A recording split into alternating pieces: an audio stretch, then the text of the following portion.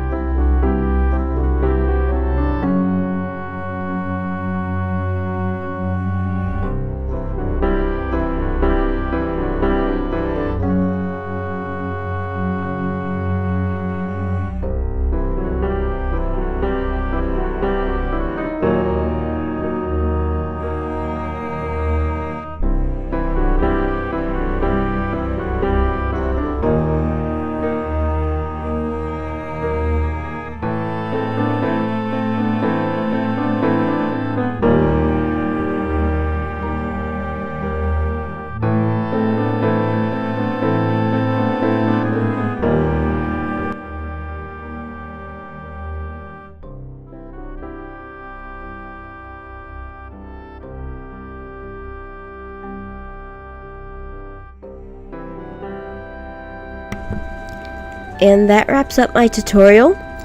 Thank you for watching, and I hope you'll stick around to see what I use this color for.